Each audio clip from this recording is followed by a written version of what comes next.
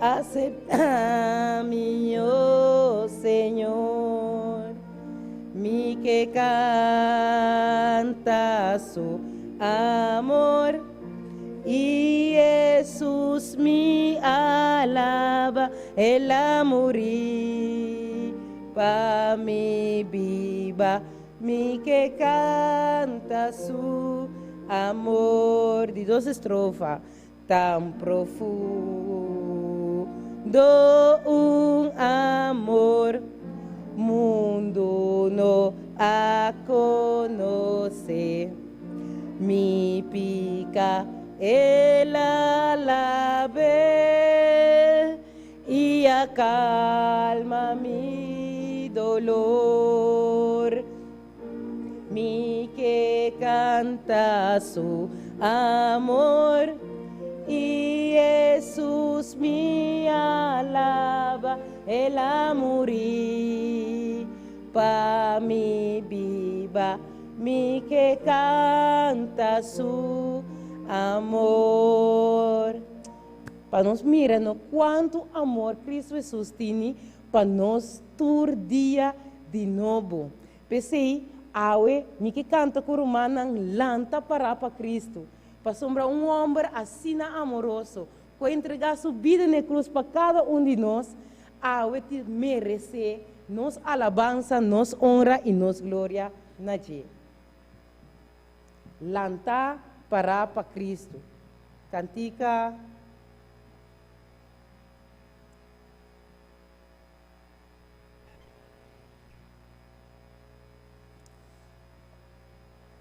$618. 618.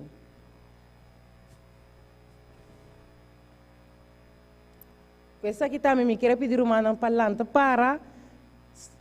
Met dit wil ik ook aan de broeders en zusters vragen om op te staan. En dat wij uit onze volle hart dit lied voor de Heer Jezus zingen.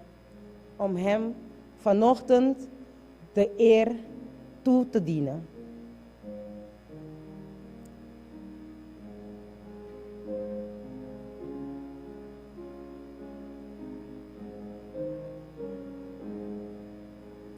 Lanta para Cristo, soldat ng di cruz, alza gran bandera, lo enomester kay, cuy digno de alabo, su pueblo lo iba.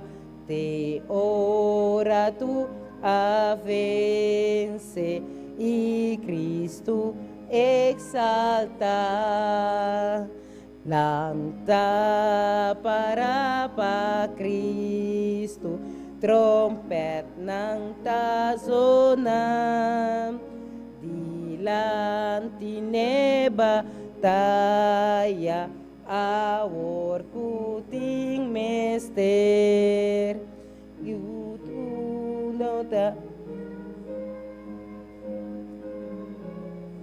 orasyon ng minda eya mabu nung kabono ningang. Lanta para Cristo, conflicto lo acaba.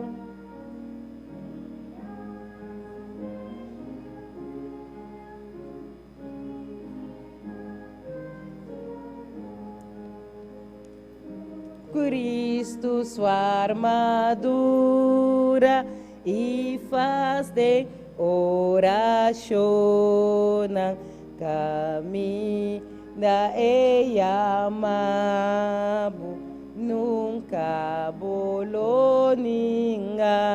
De 4 estrofas. Lanta para Cristo, conflicto lo acaba, aweta e batalha, victoria pamanhã, anto e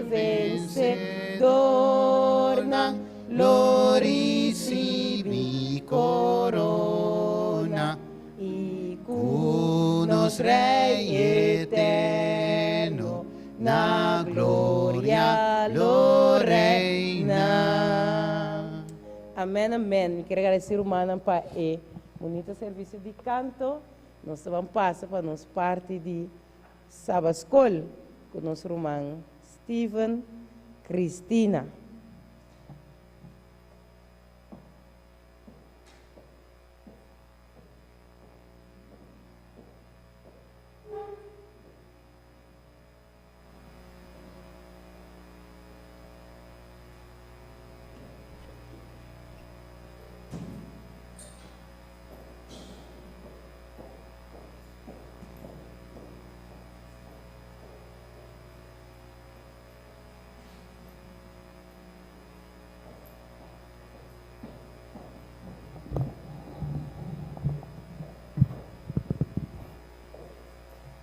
Yes.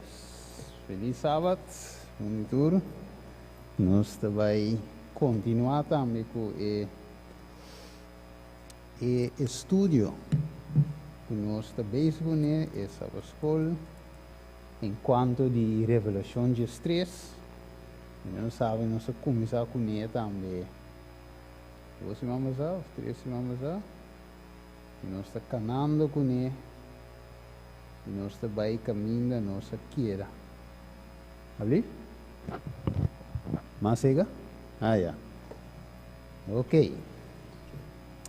Bueno, nós também continuamos, primeiro nós vai nanang. Nós também tem palavra de oração. Vamos fazer uma palavra de oração. Teresa. Cara de amor, danke Senhor, no momento na que Senhor que nós por vai seguir estudar junto. Boa palavra Senhor, segundo nós está cova de escritura, assim Senhor nós por saca fora tata, da qual que visa nós de último tempo na que tata, acompanhando segundo nós está abre boa palavra, nós está pedir saque tata em nome de Jesus. Amém. Ok. Bueno, simam, 2 semanas sama nel viso hoy nos está vindo estudar Revelação de Estresse.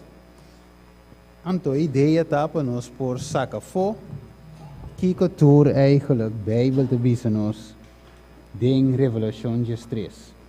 Dus tem romang ting hene te cora mais ou menos que nós estudia. Ainda cora, ainda tem outro ainda tem, né? Quizás tem outra dia aí. Dus, para nada, nós vamos repassar tiki. Nós vamos repassar tiki, acaba nós aqui, caminho nossa queda. Ok. So, dentro da Revelação de Estresse, nós temos aqui na com nossa coisa, vamos saber nosso personagem dentro do capítulo aqui para identificar para quem não está.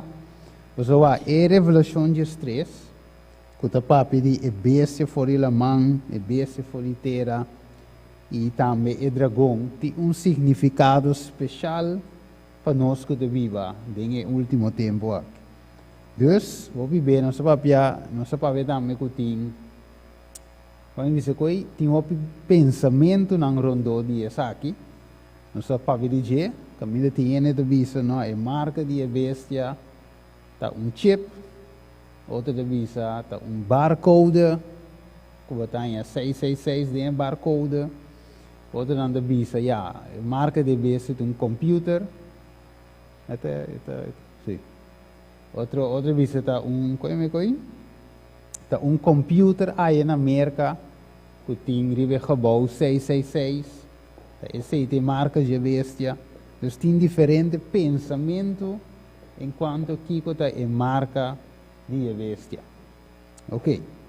Agora, Kiko Romana mestre pensa. Twee, traduzindo aqui. Ok. Estão com nós compreender papiamento helemaal niet. Ok. Ja.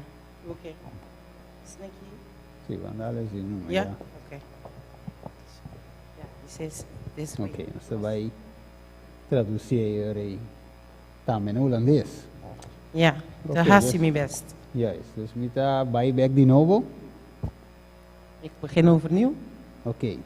So, tem hopi pensamento, se nossa papi via passado, enquanto die marca de bestia. Er is heel veel verschillende gedachten over wat de teken van de duivel is. Merk. De merkteken is Van de beest. van de beest. Juist. So, kita passa, tem de bisa eu recuta chip. Toch? Sommigen zeggen het is een chip. Outro de bisa tem lugar aí in Amerika. Het is een plek daarop in Amerika. Outro de bisa wel é barcode. Anderen zeggen het is een barcode. Dus tem diferente pensamento.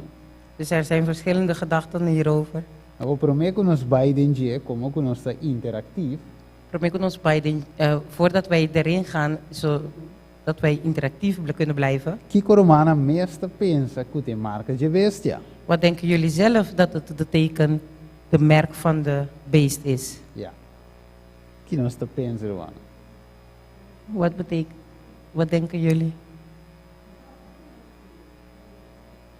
Je zuster zegt zondagsviering.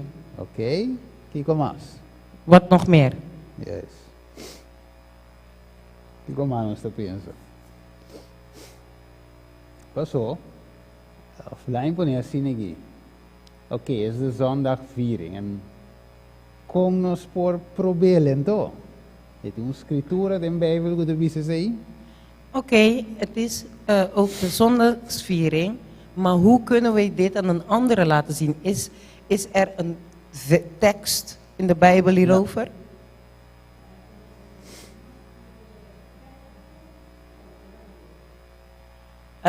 Zuster zegt, omdat de Bijbel zegt, het is een macht die van God zou veranderen. In de wet. De wet, een macht die de wet van God zou veranderen. Ok, en eu me pergunta, tá, tem texto que de bisa letterlijk, que de dia domingo, tá em marca de EBC, adoração riba dia domingo, tem texto de bisa sei? Mijn vraag eigenlijk is er een tekst in de Bijbel die zegt letterlijk dat de zondag de merk van de beest is? Nee. Ok, dat is interessant dan. Dat is heel interessant dan. Want kijk, als je het niet, als er geen tekst is, bijvoorbeeld, wij kunnen zeggen, oké, ja, we geloven erin, maar we zijn het aan het studeren in de zin van, oké, hoe kan ik verdedigen wat ik in geloof? Want kijk, als Adventisten, ja, is het zondagwet, oké, ja, is het zondagwet. Maar Nós como adventista não, nós tá bisele, pero é ponto tá com para por mostrele com qual texto bíblico na me tem que defender é ponto aqui. Correct. So, oké. Dus dan, je komt tegen een katholieke vriend, of Pinksteren vriend. Dus, por dar de persona que tá católico of persona protestante of Jehovah getuigen. Of Sister Jehovah. Ja, en ze zeggen, oké, maar wijs me in de Bijbel, waar staat het geschreven? En dan bisabo, mostra-me de Bijbel na una eta paraskibi. En net zei zuster, er is geen tekst die dat direct zegt. Dus de zuster, hermana geeft aan awore ko noti un texto biblico letterlijk. Goed dat bise? Ja, zuster. Zie zuster? Wat die mic? Ik zal een andere mic. Oké. Ja, in de online dan. Dus ja, als je zo praat dan. Dat is waar. Je kunt niet direct het woord zondag bewijzen in de Bijbel. Maar in Openbaring 13, waar het merkteken beschreven wordt, daar wordt wel verteld waarop dat merkteken wordt gegeven. Namelijk op je rechterhand en op je voorhoofd. Ja. En er zijn wel corresponderende teksten in het Oude Testament onder andere in Exodus en in Deuteronomium, in de eerste boeken van Mozes, kun je bewijzen. Wat dat teken vind je ook weer het voorhoofd en ook de hand. Vertalen, hè? Terug. Ja. Zuster, geef aan wat u zei, hermana bisa, local cobrado bisa ta verdade, pero tin texto bíblico nan den Bible, e punto ta ko, e texto bíblico ta bisa, ko botaya e marca riba bo frente, riba bo mang links, pero tin den Bible texto bíblico nan kuta hibabu na compreender que é cambio de dia de adoração. Maneira tem texto na Deuteronômio, Exodo en tot daar bent u gebleven. Ja, ga verder. Ik ga het woord weer teruggeven aan Steven.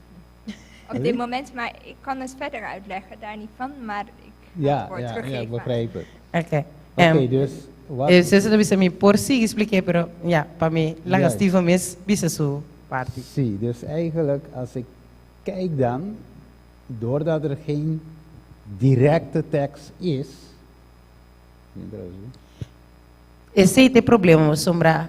Door que não tem texto directo, que também seria letterlijk. Oké, dus dan moet je eigenlijk dan misschien dan een bijbelstudie geven. Eu retenificar como eu tenho que dar estudio bíblico.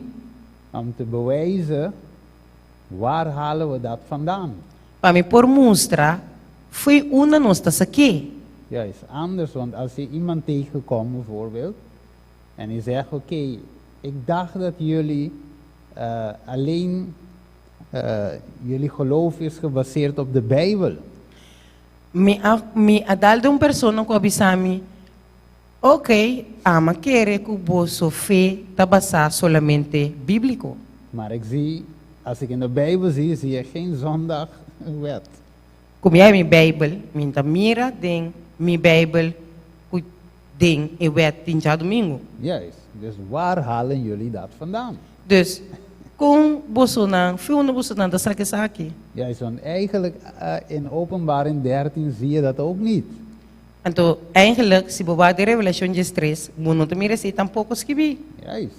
Dus dan moeten we eigenlijk gaan kijken verderop, hoe kunnen wij dat uitleggen? Pensei, nós temos que ir mais profundo da Bíblia, como nos por explica isso aqui. Juist, en dan wordt het sowieso dan een bijbelstudie. Então, eu retiro sowieso Bijbelstudie para Yes. a persona. Oké, zo, zie, dus dan wordt het, ja. Oké, Openbaring 13? Oké. Hermana, geef aan, pero si, de Revelação 3, versículo 5, está menciona a adoração na bestia. Oké, laten we ons lezen. Wil je het lezen? Lá nos lecele. Porque ler, hermana? Sim, sim. Versículo de 5 também diz assim aqui. E a ordem permitina de para donar roceia na imagem de bestia, para a imagem de bestia por a papia também, e para se cultura es não com nota adora a imagem de bestia ta ordem matar. Oké, explain. In het Nederlands? Ja, vertel. Wil de zuster het in het Nederlands voorlezen? Openbaring 13, vers 15. Yes. Oh, maybe in, Nederlands. Yes. En hetzelfde werd macht gegeven om het beeld van het beest een geest te geven, opdat het beeld van het beest ook zou spreken en maken dat allen die het beeld van het beest niet zouden aanbidden, gedood zouden worden. Amen. Oké, zo. Oké, dus kan je het uitleggen misschien? Dus je hebt vers 15 gepakt.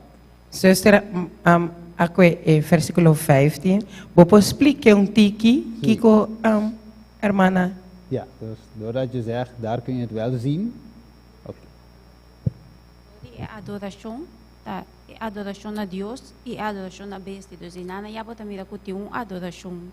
Oké, oké. Ja, het gaat om aanbidding. Ja, het gaat om aanbidding. Dus Ja, daar kan je al een puntje zien dat het over aanbidding gaat. Ja, oké, maar nog zie je niet, ja, wat Ja. precies. Dus, aina, kemeni, hermana geeft aan, wat mira, kutin dos tipo de adoración. Dus, pero aina, we no mira, e parte di dia domingo, duidelijk, pero si, tem versículo aqui, kutin dos tipo de adoración. Of dos dia de adoración. Eigenlijk zegt het ook niet 2 dagen. Então, eigenlijk, não te tampoco 2 dias, sino esta mostra assim que tem tegenovergestelde de outro. Adoration. Die adoração. Maar Ja. wat? Want eigenlijk, Pero adorar Kiko. juist, want eigenlijk, als je iemand zal vragen, geef je eer aan de beest, wat krijg je als antwoord? Welke beest? Nee, als je zegt, Hoe geef ik je? nee, maar oké, als we zeggen gewoon, do you worship the beast? Nando isa una. Nou, sowieso, niemand. Als je dezelfde katholieken zelf zal je zeggen nee. Brother Steven, dale pergunta, essa que pergunta, se bo puntra gente, of bo bisa gente, bota adorar a bestia, ele tá contestava não, me adorar a bestia. Ja. Dus uiteindelijk, Juist, dan uiteindelijk, waar gaat het over dan? Ja. uiteindelijk, riba Kiko is een party die te baseren toe. Het gaat om, het merkteken is een teken van bij wie je hoort. Oké. Dus je moet in ieder geval laten zien, je kunt uit de Bijbel kun je bewijzen dat het beest en de valse profeet, dat opponenten, dat tegenstanders zijn van God. Dus dan kun je in ieder geval weten dat het is, de een is een teken van een tegenstander van God. En je weet dat God zelf ook een teken heeft. En dat teken kunnen we uit de Bijbelse teksten heel gemakkelijk bewijzen. Ik ga even samenvatting. Nos por mira si kuting dos Marca? marca. Anto según Bijbel, vos estudia Bijbel, bota mira kutini kuta di pertenece a Dios, kuta pertenece na e partido contrario de Dios. Of de caso aqui Ebesia. Oké. Ja? Want ja, eigenlijk iedereen, zoals ik zeg, zegt oké, wij, hoe is dat? Eren geeft geen aanbieding aan de beest, sowieso aan God. Want we zijn een christelijke gemeente, we eren God en niet de beest, dus sowieso. De beest is de mensen die, zeg je dat, geen geloof hebben. Die zulke mensen aanbieden de beest. Wij zijn christen. Como que nós está cristiano, nos mente ta cai mesora riba esum e fo ta adora e bestia. Pa sombra nós ta padeng de igreja cerca Cristo, nós ta pensa que nós não porta adorando e bestia. Juist, correct. Dus daarom moeten we gaan kijken wat precies is dat aanbieding. Wat is het? Wie zijn de personen hier in deze hoofdstuk 13? Wanneer we eigenlijk al die stukjes bij elkaar zetten, dan kunnen we echt komen op wat precies het is. Ja? Of wil je eerst zien? Gaat eerst vertalen. Brasil de geven tapecei, nós temos que busca para nós por saber preciso é assunto aqui, nós temos que coba de escritura para o Kiko significa adoração. Quem é bestia tá? Kiko te representa. Então Kiko significa adoração na bestia. Ok, tremendo, ja? Waarom? Zuster, vraag hier een vraag. De mensen kunnen je wel vragen, wat is de beest? Ja, ook. Ja, ook. Ja. Ja. Als je valse munten hebt en je hebt goede munten, je kunt dat alleen maar uit elkaar halen als je ze allebei ziet. Dus de Ja. aanbidding van God, dat is op de achtergrond gekomen, waardoor mensen nou maar denken, ja, het is geweldig, omdat ze eigenlijk de ware aanbidding en de ware dag niet meer weet. kennen. Ja, Ze kennen ze niet meer. oké, oké. E ponto também tá com não nossa mas é dia de adoração nem que não tem que adorar. Dus no momento que não por ponto receita verdade, esse é ponto, pero é ponto tá que tá com não nossa que tá adoração, te para não sa Era zo'n verdadeiro. é verdadeiro dia de adoração. Juist, juist. So, oké. No, I don't speak Dutch yet. So Okay. we'll do it in English. Yeah. So, well, once you identify who the beast is, which is not hard to do, Oké. because it says the mark of the beast. Yes, Ja. Jesus, translate? Het not eigenlijk para identificar bestia não é moeilijk para identificar biblicamente. And then it says, then it talks about the mark of the beast. Esta papel arriba é marca de bestia. Now, if you want to show that it is dealing with Sunday worship specifically, not with anything else, Pero para mostrar que esta eigenlijk especificamente basa arriba é adoração de dia domingo e cita outra coisa. then because regardless of whether we call it Sunday law or whatever, there is a law here being pronounced in verse 17. Maneira não sabia que adoração de dia domingo etc. Pero de verso In verse 17, there is a law being pronounced. yeah, pero tem lei de versículo de Revelação 13 versículo 17. Okay, the Bible says that what happened in the past is what it is and is what it shall be. Bible também diz que o que passa do passado, tá lo que algo também repetir o mês e tá lo que o Mr. passa. So there were time periods in history where, once you know that the beast is the Catholic Church, so there are time periods in history where the Catholic Church forbade the trade of Christians on Sunday. Estava tempo de história que a Igreja Católica a proibir Handel. lá nos bisa é negócio entre cristianos, negociação entre cristianos. On the ground that they were refusing to worship on Sunday. Te que camina não a rehusar de uma adoração riba já domingo. So here in Revelation is something for the future, but it's something what the Catholic Church has already done in the past. Lo qual que nós teremos agora aqui de revelação aqui na tá algo eigenlijk que nós também que tá para futuro, pero tá algo que a Igreja Católica acaba meio de não. They couldn't buy, Não pode vender, they couldn't sell. não pode comprar. And also they were as well in confinement and lockdown. Lockdown. Então não tá lockdown, que me não tá de prisão, So sim. if they were living in a certain area of a certain country, Não sabia de certa área e certo país. they, suppose they were living in a province, they could not go out from that province to do anything on the penalty of death. Que me imaginava se não estava viva de província El Mundo, bijvoorbeeld, não pode sair para comprar nada de outra província of Não. outro caminho, porque senão não guarda matar onthoofd, na cabeça guarda kita. The Christians, the Protestants that time, didn't have to agree on any of the other Catholic doctrines.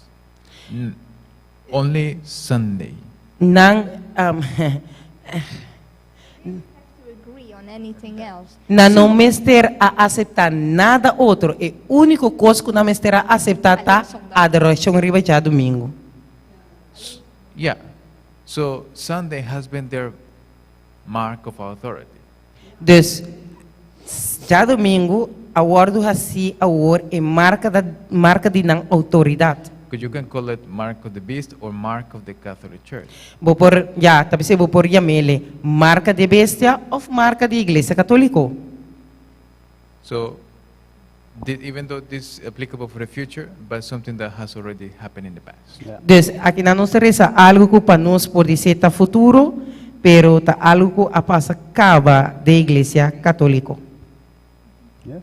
Ja, ze hebben daarmee de autoriteit van God heel duidelijk opzij gezet. Wat hier Ja. Sebastian vertelde. Okay. Ja, assim na nang abuta lá nos bisa autoridade de Dios umbang. Deus manda. Ja. Ja. Juist. Oké, zo. Nee, dat was. Oké, zo eigenlijk. Dus we zien het dan, oké, dus er is een beest. Dus we zien wanneer we teruggaan in hoofdstuk 13. Dan kijken we bepaalde. We zien een beest bijvoorbeeld die uit de zee komt. Er is één. Dan zien we een andere beest. In vers 11 naar voren zie je dat er een beest komt vanuit de zand.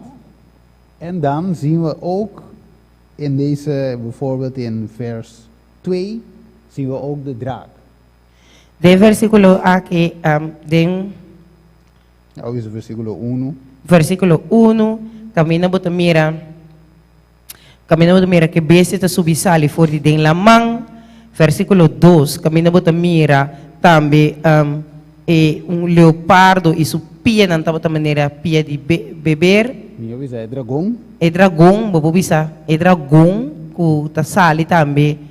É dragão. Ja, autoridade, com sua grande autoridade também tá sali, sim. Então você é bestia que você sabe veiteira. E eu rebotei bestia que tá sali for terra, dos três coisas. Como zo wil, pero, oké.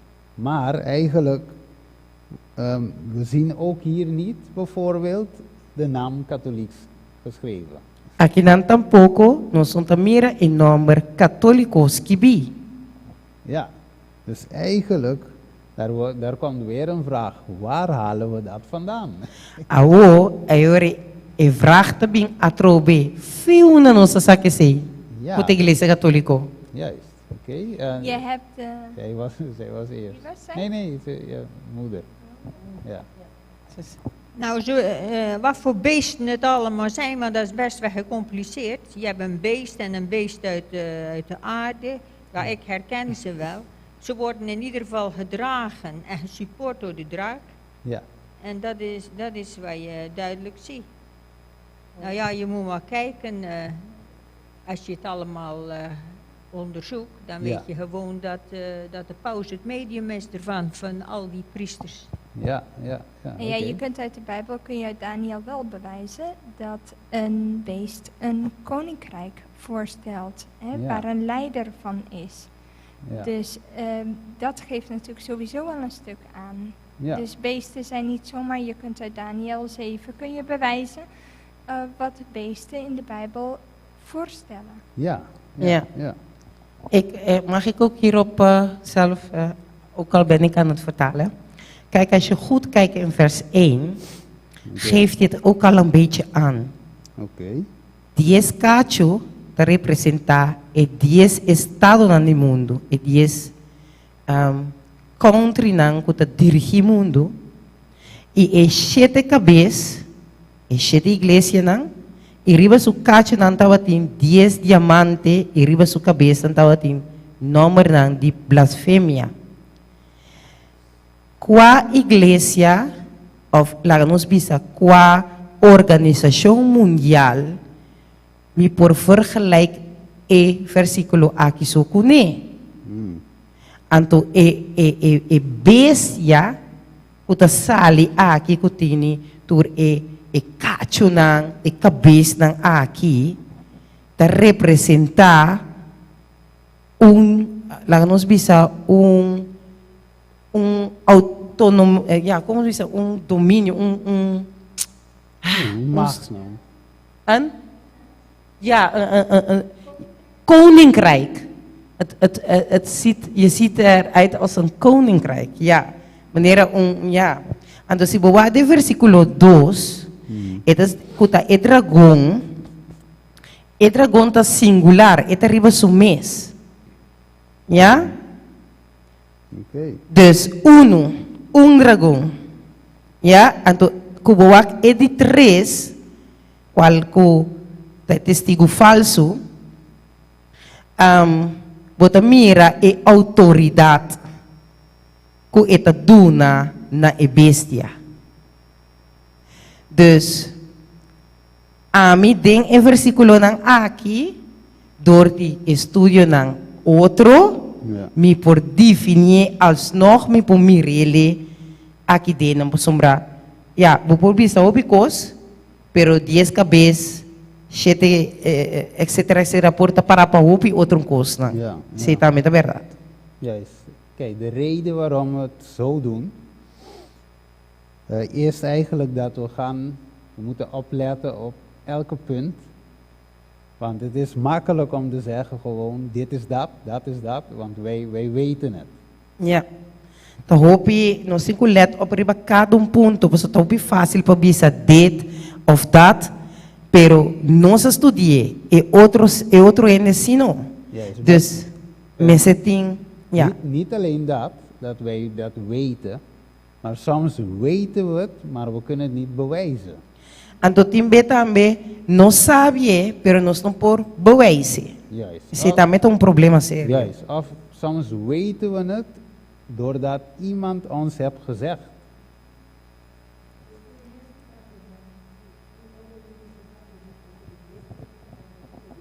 Ja, juist. A beast symbolizes Kingdom Daniel 7:23. You find that?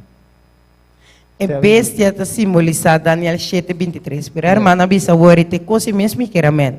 Paso bo porta bisa ende e bestia. Of bo porta llame e bestia estado papal of e papa of lat número op.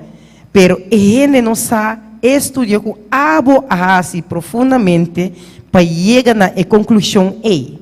Pensei que é importante para nós vai den escritura e para explicar que não makkelijke taal também é outro. Então, brother Sebastian, geef aan hoe que se você Daniel 7:23 e dentro também tem uma descrição de bestia.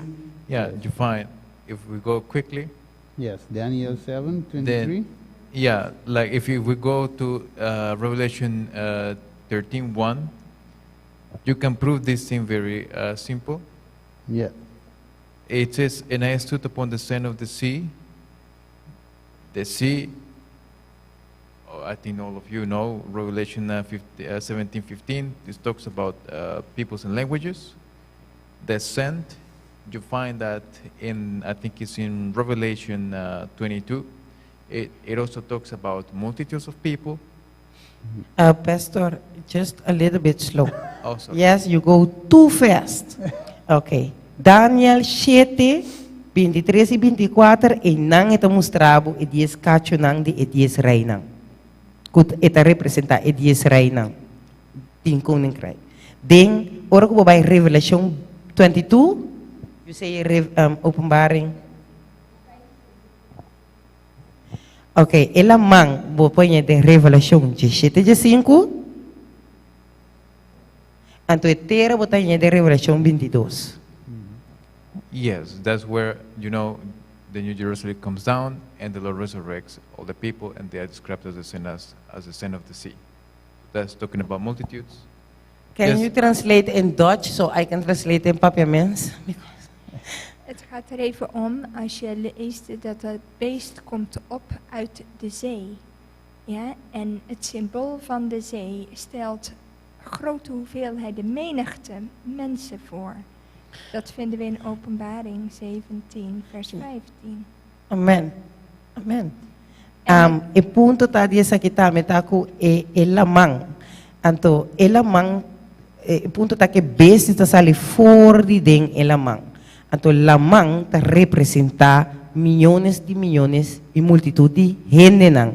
E seibo por mirele ding. Openbaring 17, 15. Ja, Revelation 17, 5. Ja, en het zand is ook representeert hetzelfde, omdat aan het eind van Openbaring, als al die mensen opgewekt worden en ze gaan als een grote menigte, dan staat er in de Bijbel, ze waren als het zand van de zee. Ja, e parte di santo também representa hopi yende, pa sombra den Revelación 22, boto mira, ora Cristo bini ku lo lantene nan for di morto e hopi lo vai biba kune. Then it says that the beast has 7 heads and 10 horns. Kaba ita bisa ku e bestia tin 7 cabeças, 10 cacho. 7 heads, 7 mountains, that's also in Revelation 17. Essa ita e cabeça ta representa e zero nang se bota de Revelación 17. 10 horns are the 10 fragments of the Western Roman Empire. In Dus Europe, horn, lá nos bisa e cacho ta representa, may e ora ta representa iglesia papal. And to say me por mi releden, which The- Bible first, that I see that one, the horns, the horn. then you find the issue of when the with the papacy, but in Daniel described as a little horn. Ok, esta representa estado papal, pero Daniel te describiele, Daniel 7 te describiele un cacho chiquito. But still yet, Pastor, still yet. Yes. Still yet. How came you on this understanding that little horn is the structure of the papa, the paws, the paws? Because the little horn has eyes, as are the eyes of man. Yeah, dico, Pastor Tabisa, uno, cacho chiquito, tin dos wo, kuta wo diende. And then you go to the book of Proverbs and Ecclesiastes. What does the Bible say on the eyes of man? Ora bota bai den provérbio e Eclesiastes e demo também estuda aqui com Deus que menem que wo nan diende. And then he has a mouth speaking great things against the Most High. Anto kaba eta bisa ko su boca ting ta profana of ta saka blasfemia nang contra e ser mais divino que Cristo Jesus. Yeah. Now that's on the characteristics on the horn, but you also read that Alexander the Great, the king of Greece, was the great horn between the eyes of the he-goat. Anto aí naman si nos la nos bisa nos no kwe Bible sino kwe historia mes bota resa camina Alexander the Groot ta pode representar como cacho grande mei de pecador Yeah, na. but the Bible does say that that great horn represents the first king of Greece. A Bible te bisa eigenlijk ko cacho first cacho te representa The first king of Greece. pro me rei de Grécia. So there you have from that portion in the Bible that a horn is dealing with nations. Anto voor die portion ng di Bible bota saka fo ko cacho nang ta nasyon nang. Yeah, and that's Daniel 8. Yeah. Daniel 8, you find that. Daniel 8. So here you have that the 10 horns are dealing with the 10 fragments of the Western Roman Empire, Europe. Aqui na onde mira ku assunto aqui ta dil ku 10 cacho nang ku ta representa 10 tandi 10 rei nandi Imperio Romano. Yeah, now this is in Revelation. In Daniel, you have Essa é a revelação de Daniel botin. you have that the little horn comes out of the fourth beast, which is Rome, which is Europe. Ku outro texto bota como uit ku cacho chiquito ala ta sali for di 4 bestie nang ku ta representa 4 continentes nang mundo. So as far as Wait, I think I translate that wrong. Say that the last one back.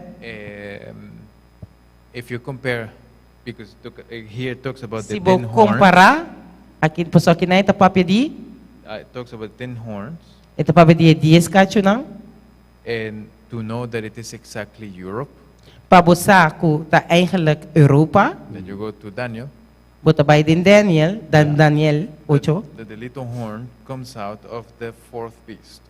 ku cacho chiquito ta sali for di di 4 bestia.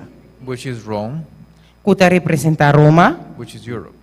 que representa Europa. So it's not Africa or India or South America. Dus nota Afrika, nota India, nota South America, It is, Sin. it is Europe. sino eta Europa. And now, when you go on the 3 horns that were plucked out, or when the little horn was coming up, Si bukpagatino riba e 3 kacho ng kwabula sa liba fu, ora isung may meita of hala de mana, ora isung may meita wata krese, which means that 3 horns or 3 nations were overthrown for the rising of the papacy.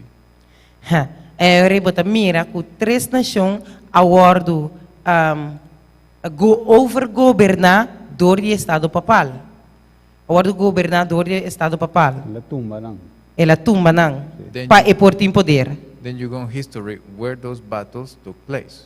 Anto bota by back di historia na una e guerra a passa. Historia di mundo. Yeah. Then you end in the south of Europe. Ere bota acaba de historia bota acaba din Zuid-Europa. Yeah, that is that simple. Anto sina simple So bota that's the 7 heads and the 10 horns. And then it says, Revelation 13:1, and upon his heads the name of blasphemy. Okay, nós estamos falando rato com o pastor hope entusiasta, ante to bula by ding studio conosco. Ja. Nós passamos weer com Steven. We gaan afronden. Ja, we gaan het maar afsluiten. Ja, En de tijd is weg. juist. Dus we zien eigenlijk hoe interessant is het. Nós estamos com interessante, tá? Dat je niet gewoon kan zeggen, dit is dit, dat is dat. Je moet het kunnen uitleggen. Nós estamos com interessante, tá? Como não precisa zomaar, tá sendo aqui, ja. Se não vou mestre por explicar na e persona. Juist, dus jij moet het voor jezelf weten wat het is. Ah, vou mestre sa, pa vou mes, que tá? Hoe kom je daarachter? Como por Como saqueafo, Zie. ja? En dan, als je het zelf dan weet voor jezelf, Eu recubo sapa vou mes, en dan pas kun je iemand anders uitleggen. eu recubo por bij explicar outro ende. Het probleem is eigenlijk, heel veel van ons O problema tá com o hobby de nós, hebben het gehoord. tá escutando, We hebben het gewoon gezegd doordat we hebben gehoord. da bisa ja, nós escutando, Ja, não sabemos maar não se entender. Toch? ja, nós sabia se ele repetir na outro não, Ja. você não entender. Maar wat zegt de Bijbel zelf? Wat begrijp jij erover? O e punto tá, kiko Bible mes tá bisa dizer, kiko abo mes tá Ja. querer dizer. Juist. Als je iemand tegenkomt, kan je de Bijbel openmaken en bewijzen wat Sim, je gelooft? Se bo dal de persona que tem que tá guardando e já domingo, vou poder demonstrar com o qual que está assim, não está correto? Ja, dus je moet kunnen bewijzen. Dus vou me se por demonstrar. Dat is de punt waarom we dit sabbatschoolles studeren. Esse é o ponto para que nós estamos começando a estudar. E les não de sábado escola aqui. Want we moeten, wanneer we klaar zijn met deze hoofdstuk, Ora nós estamos claro com o hoofdstuk aqui.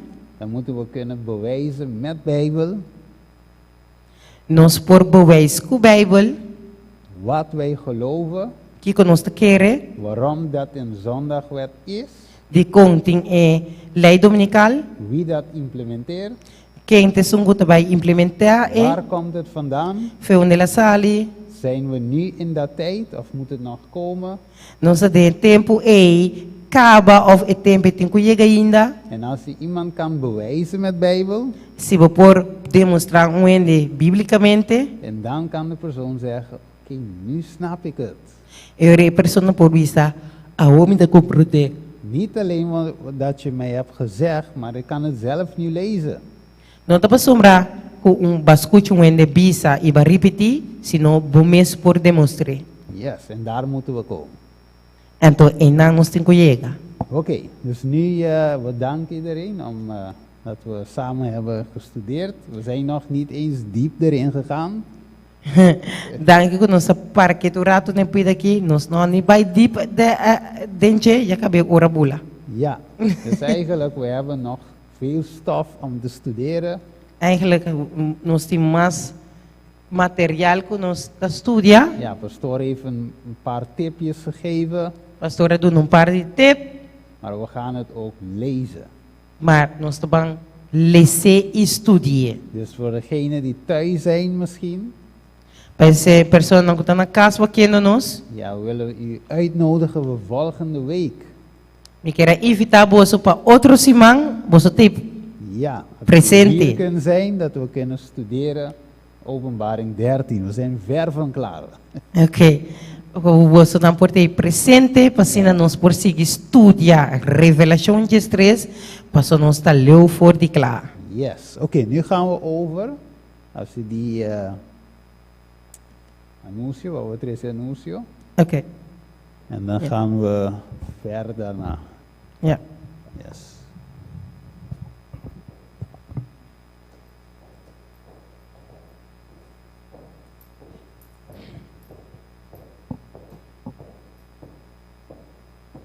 Nós agradecemos brother Steven para sua parte de sabas coles. Muito interessante para sombrar. Nós lo vai chegar de tempo que nós lo nota vai ter escritura mais. E a profecia tabisa que é una de Deus, mas certinho é palavra de Cristo guardada dentro do coração. Não também é tempo que vou por abre e busca texto lo vai passa. Então eu rei como lo bota para qual guiança botini para salvação. E a única coisa que eu botini ahorita é a palavra de Deus marcada em meu coração. Amém? Nós vamos passar para nos parte de anúncio. Nós temos diferentes coisas. E para mim anúncio tá lá nos bisa correção. Nós só temos programa 29 de junho de gezondheid. Com para travelleesvervangers. E fecha aqui, lo wordo cambiar e lo wordo botar depois humana lo sa que dia. Para motivo que Uni, dia 29 de junho, também tem health fair aí na Utrecht. Então, ja, nós não queremos botar dois programas riba outro. Pensei, é programa de cozinhar carne vegetal ou comprar minha própria carne vegetal na casa. Simples ele é. Também há outro fecha que depois nós lo comunicar na Romana. 22 até 27 de julho nós vamos ter retiro espiritual na het Kervel, aí na Hengelo. O preço para a pessoa está €202. E vervoer para essa aqui está, vou por bike, vou próprio auto, ou vou por bike trem.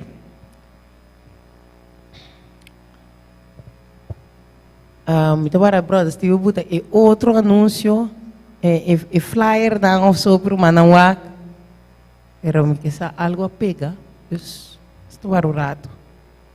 Pero na tussentijd também que papi Kurumana de juli, sábado de juli. De juli nós também temos diferentes predicadores que vai vir for de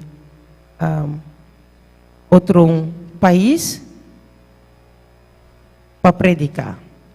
Então, dia 19 de julho, nós vamos ter maneira não se chama full dia com Cristo. Nós vamos começar 10 horas e o dia nós acaba 6 horas. Nós vamos ter 3 diferentes sprekers. Então, 19 de julho, nós vamos ter Ivan Plummer, nós vamos ter Maurice Berry, e nós temos, what's the name from the? David Couture. Sorry? Diever River Couture. Ja, voor die Amerika, ze komen allemaal vanuit India, David Couture uit India, Pastor Maurice Berry, Jelaiko, Ivan Plummer, zijn tabini voor die merka. En do dia aqui, nós lo vai ter dia de total estudio. Bopanco bo awalos ta segura tanto es físico como es espiritual para el día a. Dus bien preparar, mentalmente preparar para nos por pasar dia hopi gezellig junto. Nós vai ter juventud adventista, merdia, camina con nos lo vai cantar, hopi corritos nang, dus si canta corritos nang, mita guardavo e dia e merdia durante juventud adventista. Parte di meinta, nos lo vai ter profecia, estudio nan di profecia, ampliar, com três personas nang aqui. A fecha está 19 de julho de 2025. Pero em setembro, Romana, nós vamos começar com nossa primeira campanha de profecia. Lo vai estar full 10 dias com diferentes predicadores que lo vão predicar para nós profecia.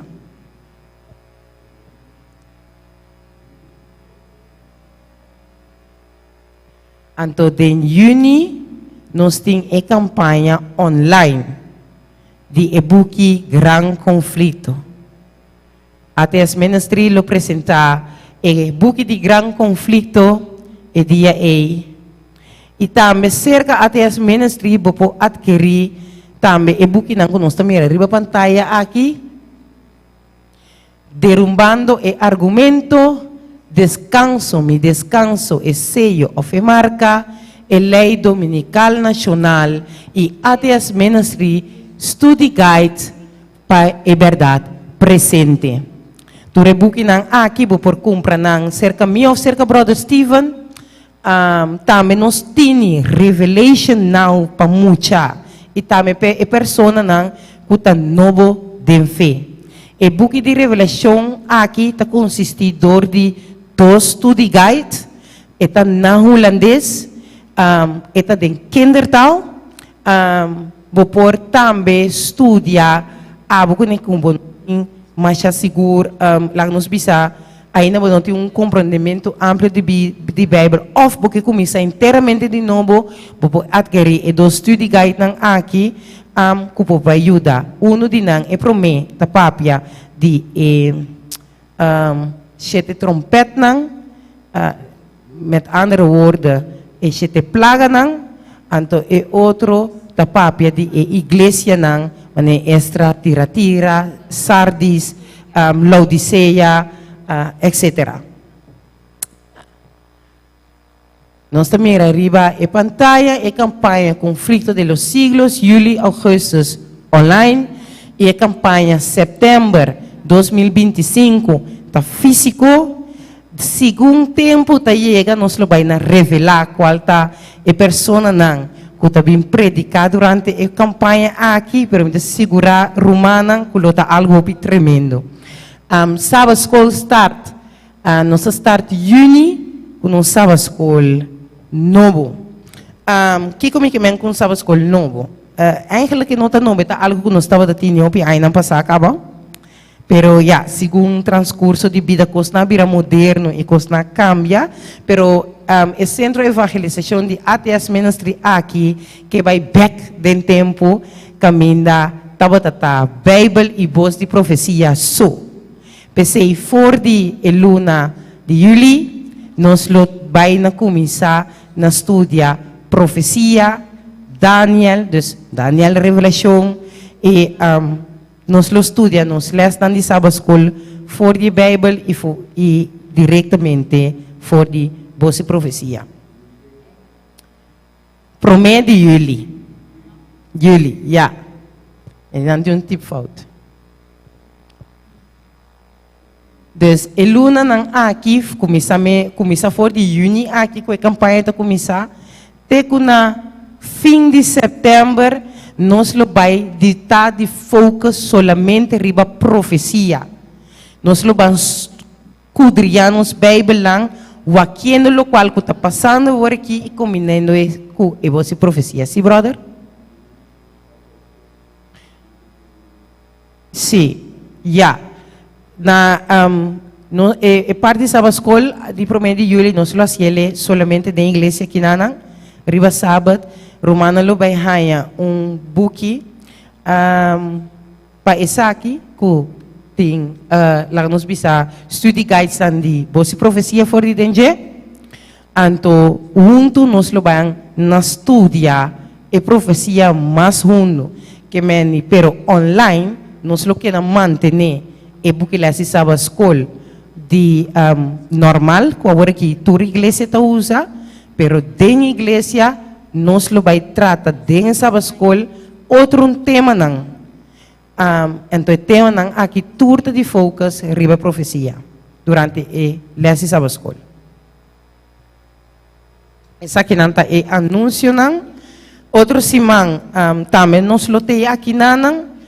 Awe nós começar com a primeira parte de estudo de pastor Sebastião de Grote, que também começar com a luna de junho aqui, ele traz série tique mais profundo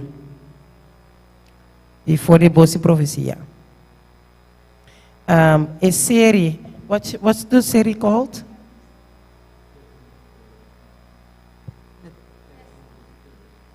A série tá, bom título. Putando e boa profecia na prova. Bang teste junto. Essa aqui é a série de inteira luna juni aqui. Me quero evitar a bo online. Sali fora de bo comfort zone bo casnang bem personalmente com bo Bible, bo pen e bo escreve. Para sombra bo não perde a série aqui sábado. Awe nós lo tabay na começar com ele durante a cerimônia. Essa aqui não estava sorry? Essa aqui não estava anúncio não. Nós vamos passar para nos parte de canto e alabança.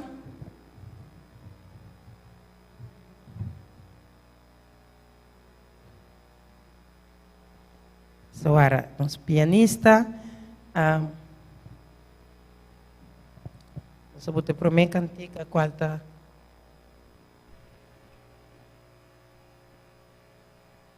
Senhor, me que está completo e sana.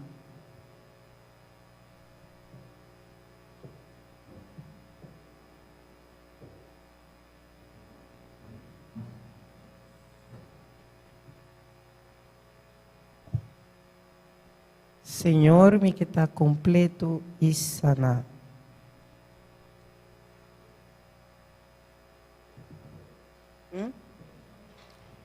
My phone is over there.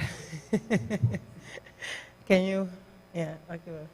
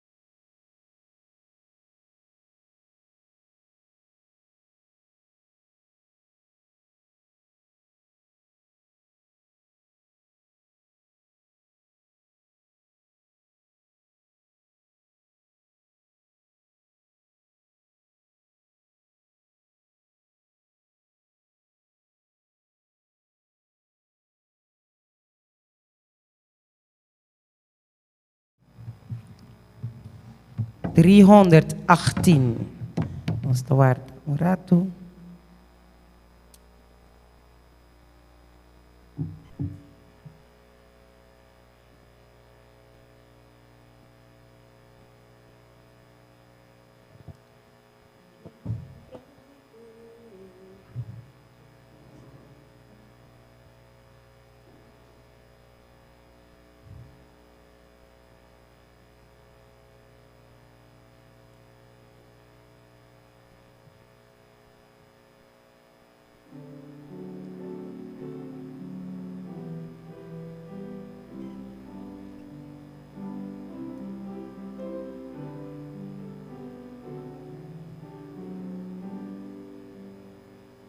Señor, mi que está completo y sana, mi que bobimbi baden mi alma, quebratur imagen sacatur pica, lava mi mas bla kukus neulomita, mas blanco si kus neulomita, lava mi mas blanco kus neulomita. Señor, mira, voy trono allá. Ayuda-me cumprir com turbo voluntad.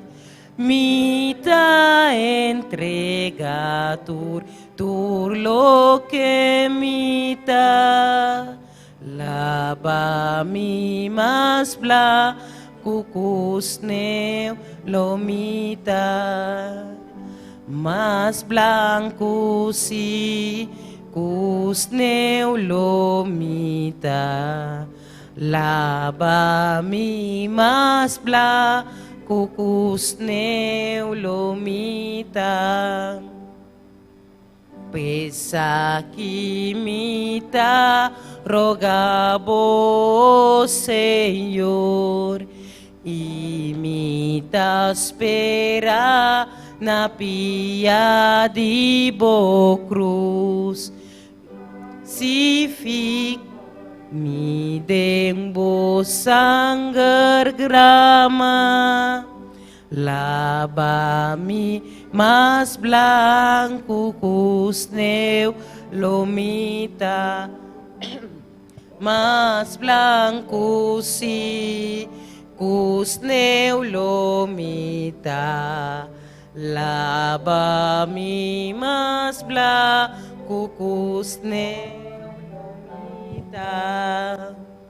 Señor, kupase shimita wardabo bimbida awor irenova nang kubuscabo bonotaninga.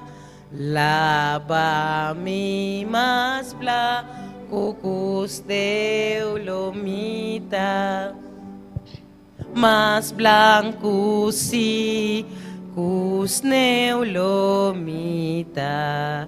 Lava mi mas blanco kus neulomita.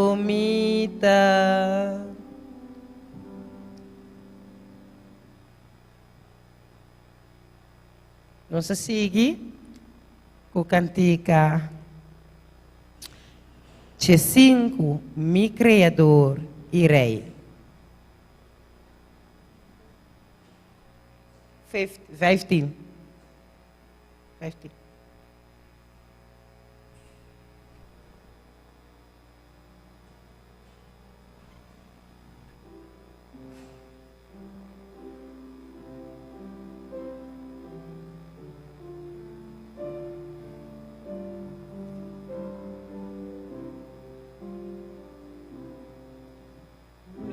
Creador y Rey,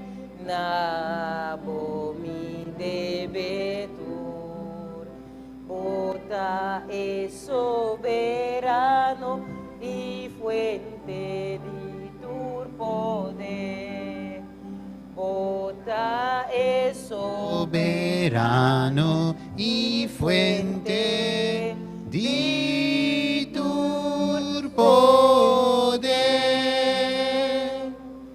O criatura di bota depende, paturbo beneficio nos nunca por pagar.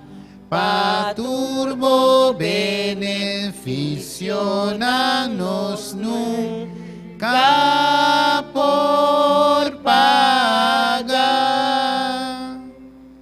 Kiko mi porduna si divo tur costa.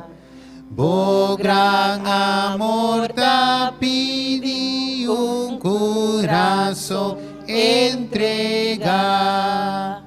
Bo gran amor ta pidi un corazón entrega. Bo Gracia ta inspira fe de poder. Laga cada palabra di vos sempre guiamos. Laga cada palabra di vos sempre guiamos. Nós telando para, não conosco por van canta, nos cantica de doxologia para a emenda. Cantica 330. Awe mi que consagra.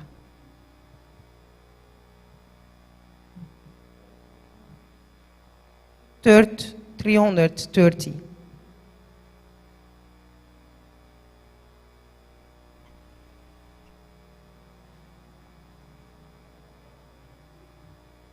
Yes, 313.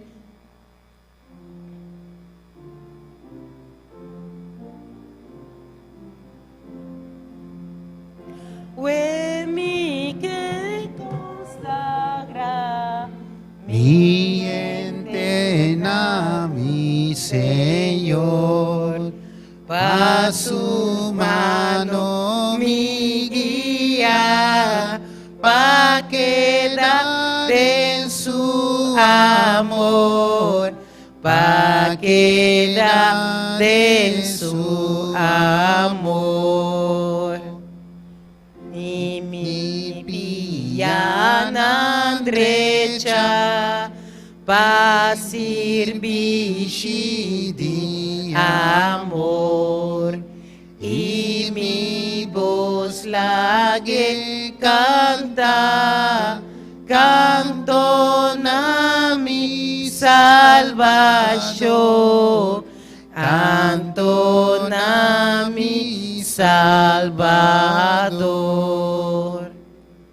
y mi lep ng buong derecha pabu amor ng por canta turmi bien bo por tu me nada mi que retener nada mi que retener turmi tempo mi que ta consagra na bo altar y mi pensamento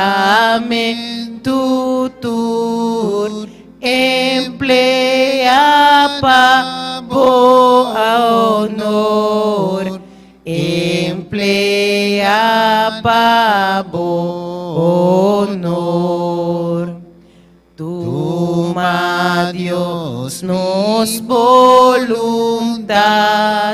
ya enota di mi más, y toma mi corazón,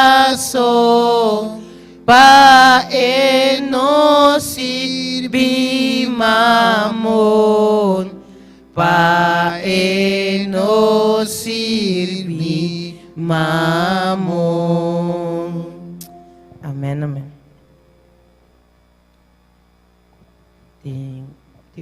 Tem dulce espírito aqui, não? Yeah.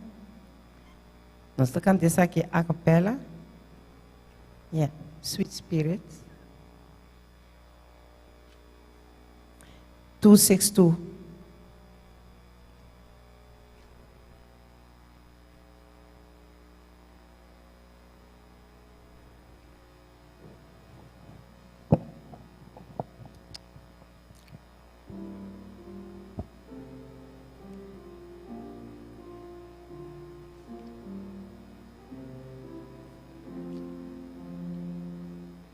Tem doce espírito aqui na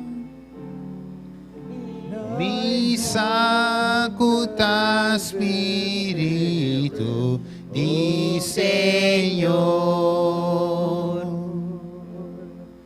gozo-te em cada cara, pa sombra nos está sintico e está cercano. Santo Espírito, fiel celestial,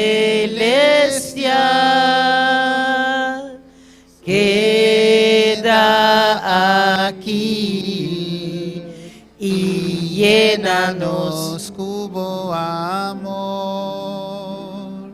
Nos adoramos, paturbo obranan, sin duda nos a cubida no boti, pa medio divo. So, vamos começar com a palavra de oração. Let's pray. Father in heaven, Lord, we bow down before thee, thanking thee, Lord, for this Sabbath day, thanking thee, Lord, for the blessings bestowed upon the week, for the lessons taught. And Father, we also thank you for the trials you have laid at our path. Lord, trials designed by thee to build up your image in us and to make us like thee. Father, help us to reflect your image and your character. And we ask you, Lord, that you make us obedient to thee, not only to hear, to be hearers of the word, but be, Lord, doers of the word. Father, we ask you that you help us accept readily your word, that you help us understand, and that you help us, Lord, realize the importance of it, that it is not just, Lord, letters, but it is a message designed, Lord, with a purpose that will help us stand through the last great crisis and the deceptions and illusions abounding, Lord, in the world and in the churches. Father, be with us. We claim the promise that you will abide with us and that you will grant us your Holy Spirit to understand your word. Oh, Father, that your Spirit, the true vicar between Christ and earth, be, Lord, our divine teacher this morning. Lord, forgive us our sins. We acknowledge, Lord, that we and I are sinful men. And we ask you, Father, that you grant us your Holy Spirit by faith and that he be the divine teacher. In Jesus' name, amen.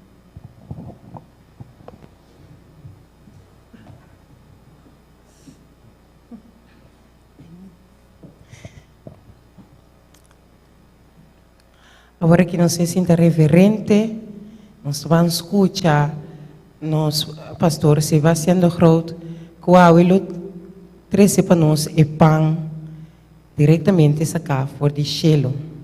Mas nós sabemos agora o título está Pantest e Profecia, of e Profeta. Depois de profecia. I don't understand papiaments. Okay, so I may invite my wife to translate into Dutch for those who do not handle English properly. Thank you.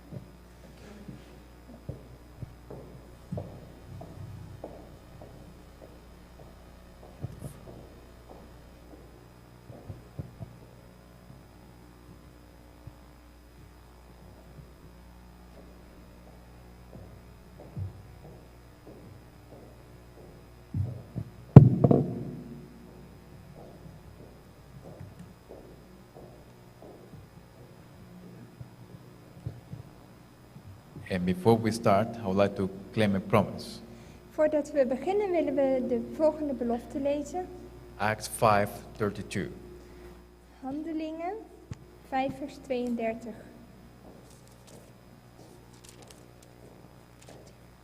The Bible says, and so we are witnesses of these things, En wij zijn getuigen van deze dingen. and so is also the Holy Ghost, whom God has given to them that obey him.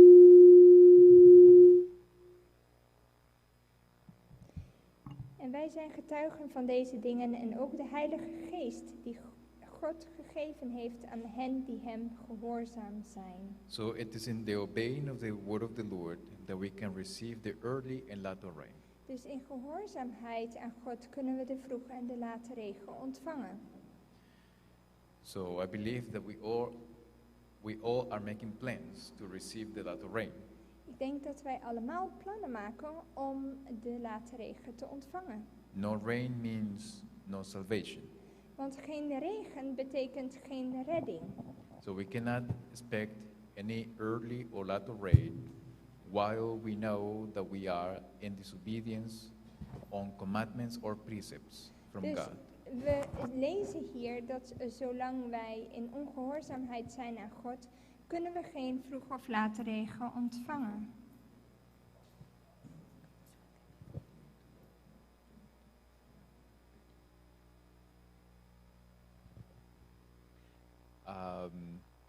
Now, the latter rain, we know that symbolizes the fall of the Holy Spirit. De late regen stelt de Heilige Geest voor die uitgestort wordt. And I like all this chain that is attached or attaching one point to the other. En ik hou van deze keten waarbij je het ene punt in het andere haakt. There you see also the mindset of God. Want je ziet daarin de gedachte van God. Everything is connected. Alles is met elkaar verbonden. So there are no isolated things. Er zijn geen geïsoleerde stukjes. So men have isolated thoughts. Voor mensen, ze kunnen soms gedachten hebben die op zichzelf staan.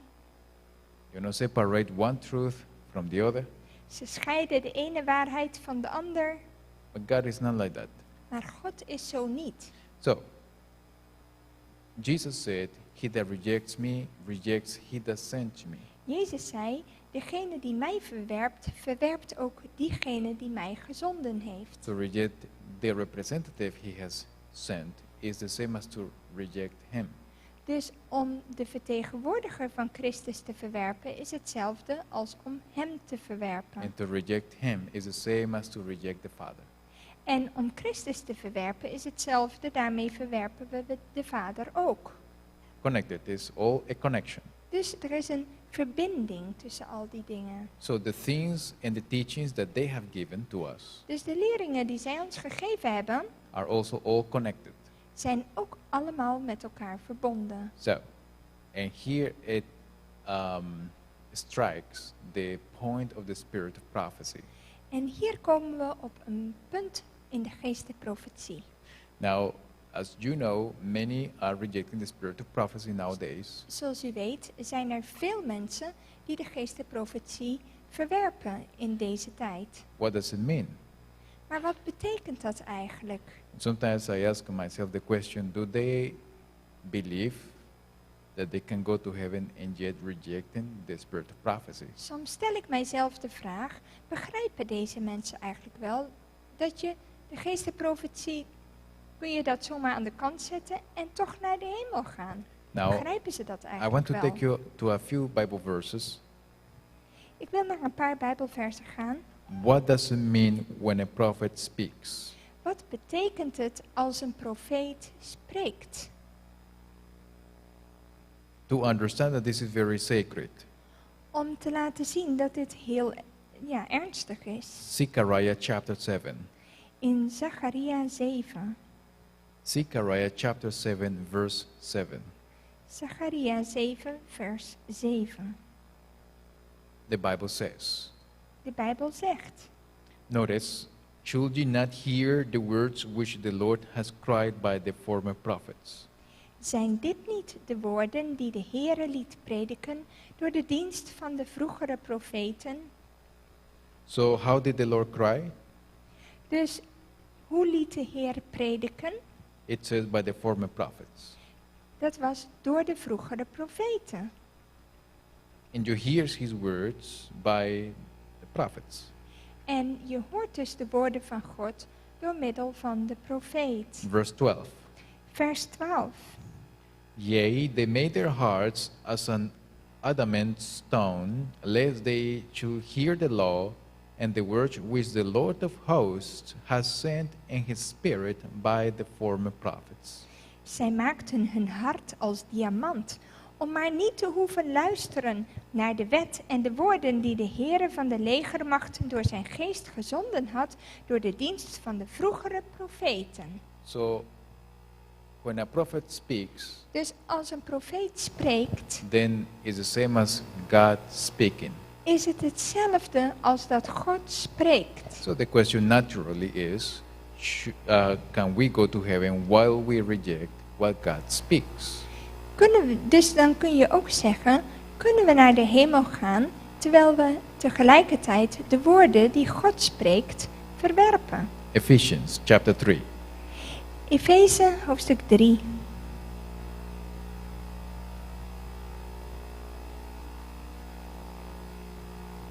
All the arguments going around that the writings of Ellen White are outdated, Want we horen heel veel mensen die zeggen de geschriften van Ellen White zijn ouderwets. are human arguments. Het zijn menselijke argumenten. They don't quote a text from the Bible, Ze halen geen Bijbeltekst aan om dat te staven, but they base their position on their own imagination of their own hearts. maar ze baseren het op de voorstellingen van hun eigen hart. Ephesians chapter 3 verse 5. Efeze 3 vers 5. Which in other ages was not made known unto the sons of men, as it is now revealed unto his holy apostles and prophets, by whom? Dat in andere tijden niet bekendgemaakt is aan de mensenkinderen, zoals het nu geopenbaard is aan zijn heilige apostelen en profeten. Door wie? By whom?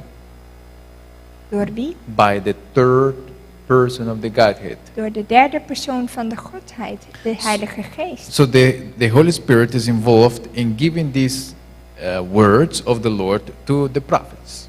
Dus de Heilige Geest heeft een deel daarin om die woorden aan de profeet door te geven. And so the chain starts. En zo begint deze keten. To reject those words given from the Holy Spirit, Dus als je de woorden van de Heilige Geest it is the same as to reject the Spirit. afwijst, dan wijs je daarmee de Geest If af. you reject the Spirit, you reject the Son. If you reject the Son, you reject the Father. Als je de Geest aan de kant zet, zet je daarmee Christus aan de kant. Als je Christus aan de kant zet, zet je de Vader opzij. It's a chain. Het is een ketting. Hebrews chapter 1. Hebreeën 1. Hebreeën 1. Hebrews 1 verse 1. Hebreeën 1, vers 1. God, who at sundry times and in divers manners spake in time past unto the fathers by who? Nadat God voorheen vele malen en op vele wijzen tot de vaderen gesproken had door de profeten, heeft hij in deze laatste dagen tot ons gesproken. Door wie? By the prophets. Door de profeten en door de zoon, All staat right. hier. So if there is somebody appearing saying, I'm a prophet or I got a vision or a dream, Dus als iemand komt en hij zegt van zichzelf, ik ben een profeet of profetes en ik heb visioenen en dromen, the case of Ellen White at that time, zoals het geval was bij Ellen White in die tijd, then it has to bear the test of investigation. dan moet het dus de test van onderzoek kunnen verdragen. And also, it should be exactly the same pattern shown by the Old Testament prophets. En het moet hetzelfde patroon zijn als wat we ook zien bij de vroegere profeten in het Oude Testament. Which means that while in vision and so forth, it must be the outworking of a supernatural power. Dat betekent dat op het moment dat deze mensen in visioen zijn, dat een bovennatuurlijke macht zichtbaar moet zijn. If the supernatural power shows itself in a different pattern than the biblical one, Maar als deze bovennatuurlijke macht getoond wordt op een manier die niet in harmonie is met de vroegere profeten, then it's not of God. dan is het niet van God. But if it is exactly the same, Maar als het precies hetzelfde is and it bears the test of all types of investigations, en het dus een test van alle tijden kan verdragen and it comes to pass what she says, en je ziet die patronen and it comes to pass what she prophesies, en het gebeurt, het komt uit wat ze heeft geprofeteerd, then it's of God. dan is het wel van God. So these times we want to look at how do we find Ellen White using the Bible only. Hoe zien we, gebaseerd op de Bijbel alleen, dat Ellen White gestuurd is This morning. vanmorgen. The other times, then we will see. En we zullen meerdere delen hebben, dus Som- we zullen verder ook studeren en zien. Some very practical and powerful examples Hele praktische en hele krachtige bewijzen that these visions were from the Holy Spirit. dat deze visioenen door de Heilige Geest waren gegeven. Okay, so I want to explain a pattern found in the Bible. Ik wil een patroon laten zien wat er in de Bijbel voorkomt. Probably you have heard this one before. Misschien heeft u het al eerder gehoord. We see that God raises a prophet and gives him a time prophecy. We zien vaak dat God een profeet opwekt en hij krijgt een tijdprofetie. To warn the people about a certain thing. Om mensen, het volk van God, te waarschuwen voor een bepaald punt. But the time prophecy is for a long time. Maar als die profetie zich uitstrekt over een lange tijdperiode, So God raises the first prophet, gives him the prophecy, dan wekt God de eerste profeet op en geeft hem die tijdprofetie. but the life of a man is 120 years. Maar omdat een mens maximaal 120 jaar leeft But the prophecy is for hundreds of years. en sommige profetie honderden jaren, So duren, the first prophet that proclaimed that prophecy dies. dan is de eerste profeet die dat verkondigd heeft, sterft. So prior to the time when the prophecy will be fulfilled, En kort voordat deze profetie in vervulling gaat, God raises another prophet announcing the same prophecy as of the former prophet. dan zien we dat God weer opnieuw een profeet opwekt en dat hij terughaakt in de profetie die de eerste profeet heeft verkondigd. But now announcing its fulfillment, Maar nu de vervulling daarvan aankondigt. right? And then in the life of this prophet that is announcing its fulfillment, En in het leven van deze profeet die het verkondigt, the prophecy comes to pass. of die zijn vervulling daarvan verkondigt, in die zijn leeftijd gebeurt die profetie ook. Vindt het plaats. And we will give a few examples. We zullen een paar voorbeelden daarvan geven. Now come with me in your Bibles. Leest u met mij in uw Bijbel. Now we are talking about how to... Now remember, the devil has noticed also this pattern. En ik zal u zeggen dat de duivel dit patroon ook heeft ontdekt. And which also shows that the devil understood when, around the time period when the time prophecy is fulfilled. Wat laat zien dat de duivel goed op de hoogte was van wanneer die tijdprofetieën uit zouden komen. We chose very carefully. If you analyze from the Bible very carefully, Als je de Bijbel nauwkeurig analyseert.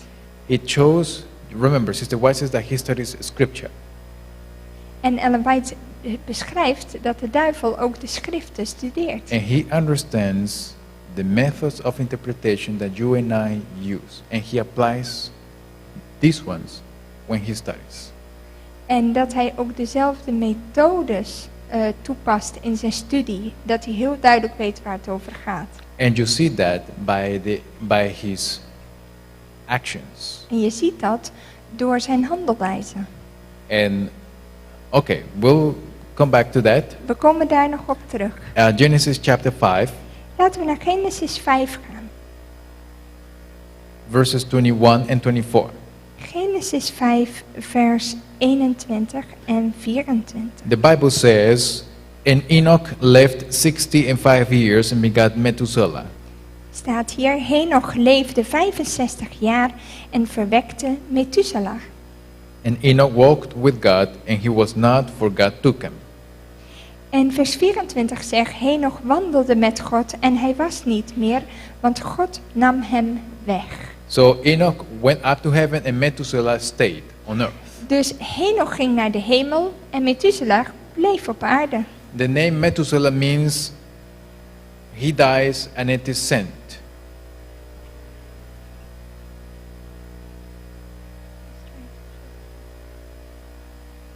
I don't understand.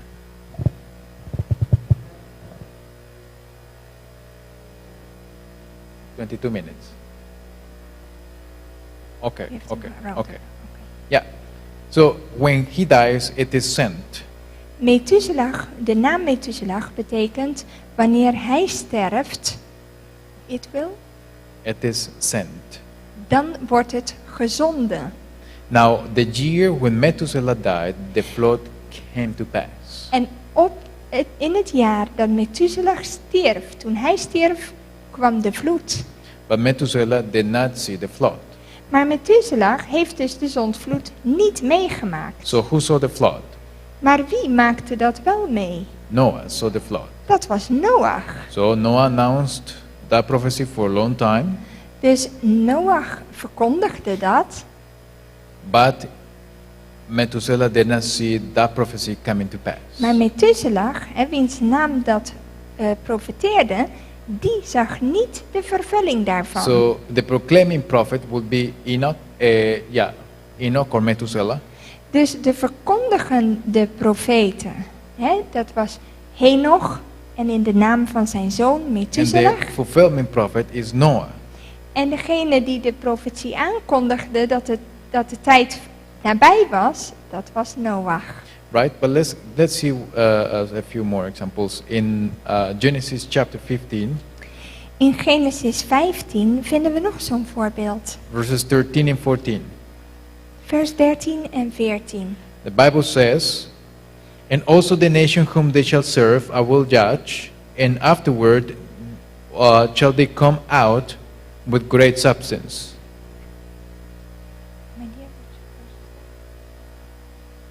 That is, let's see. Oh, from verse 13. And he said unto Abram, know of a surety that thy seed shall be a stranger in a land that is not theirs, and shall serve them, and they shall afflict them for 400 years. Toen zei God tegen Abraham, weet wel dat uw nakomelingen vreemdelingen zullen zijn in een land dat niet van hen is.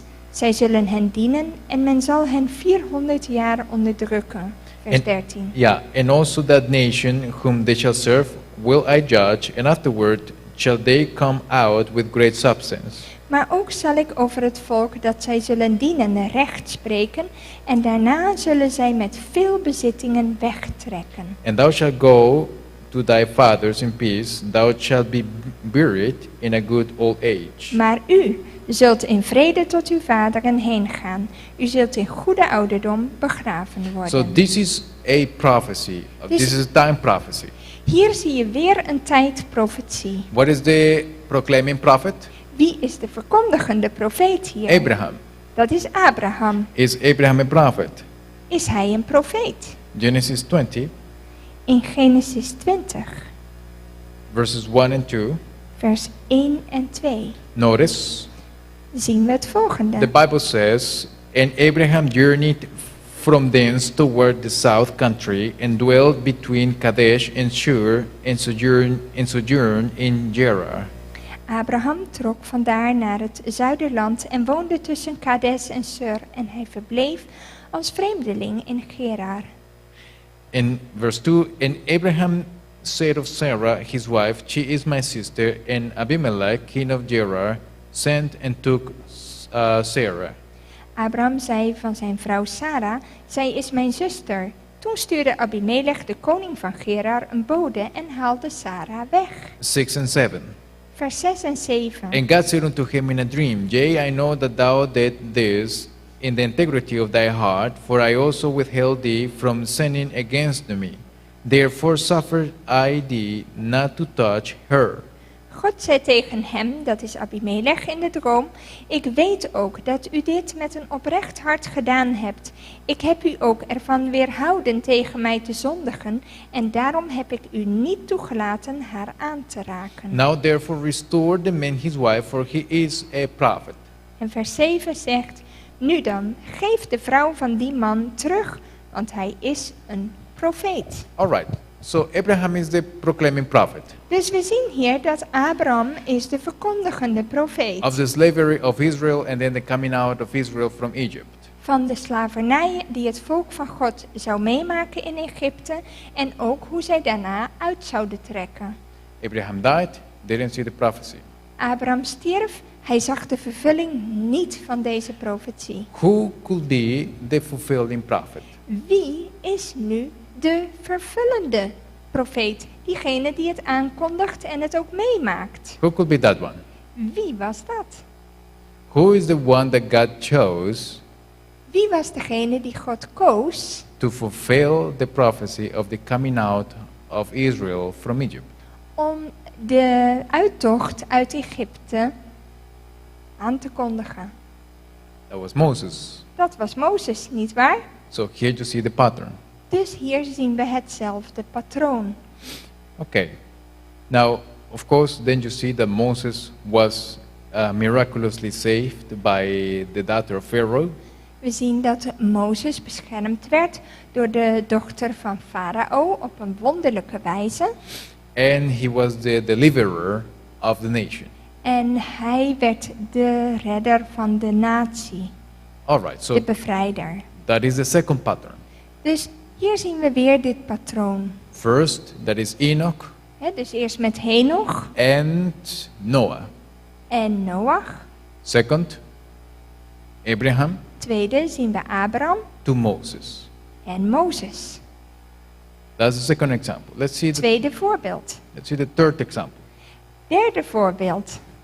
God gave a prophecy that Israel will go into captivity in Babylon. God gaf een profetie dat het volk van God, dat Israël, in ballingschap zou gaan. Question. Vraag. To whom that prophecy was given? Aan wie werd deze profetie toevertrouwd? To whom was it? Aan wie? To Jeremiah. Jeremia. All right. So Israel went into captivity to Babylon. Dus Israël ging in ballingschap. Jeremiah had prophesied it, Jeremia had dat voorzegd. and it happened. En dat gebeurde in zijn tijd. Question: Vraag. was Jeremiah alive when Israel came back? Was Jeremia nog in leven toen Israël terugkeerde? Was he alive? Was hij toen nog in leven? No, Nee. because the prophecy was 70 years and Jeremiah already had his age. Want de profetie, het zou pas na 70 jaar zouden ze terugkeren, volgens de Bijbelse profetie. En hij was al oud. But Jeremiah prophesied that Israel will come back to Jerusalem. Maar Jeremia heeft wel geprofeteerd dat het volk Israël na die periode terug zou keren naar Israël. And rebuild the city. En ook de stad zouden herbouwen. So so Jeremiah is the proclaiming prophet, Dus Jeremia was de profeet die het aankondigde. and who could be the fulfilling prophet of Jeremiah's prophecy? Maar wie was nou de vervulling, de vervullende profeet van deze profetie? Jeremiah had died, so the Lord needed others. Jeremia was gestorven en God wekte anderen op. En wie waren dat? Who was that? Was het Daniel? Daniel. Nee. Daniel prophesied the return.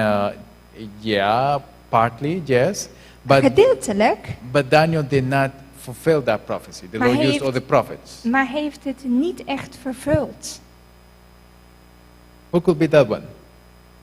Wie kon dat zijn? Okay, Wie ging de muur herbouwen? you find, yes, exactly, Nehemiah. Nehemia. Who else? En wie nog meer? Wie was nog een tijdgenoot van hem? You have the prophet Haggai, Haggai was een tijdgenoot. and you have the prophet of Zechariah. Zacharia. En That is, Ezra. in Israel. En Ezra niet te vergeten. All right. So there you have again another pattern. Dus je ziet hier hetzelfde patroon opnieuw. Satan notices that pattern. En Satan kent ook dit patroon. So Nehemiah, you see, when they were trafficking on the Sabbath, he was stopping the trade on the Sabbath and so forth. Nehemia die stopte ook omdat ze de Sabbat ontheiligden door handel te drijven. And he was the one leading the building up of the walls. En hij was degene die de leiding nam bij het herbouwen van de muren van Jeruzalem. Very, very brave man. Een hele moedige man. A total reformer. Een echte hervormer. Now, let's see another example. Nog een voorbeeld. Let's see the prophet Daniel.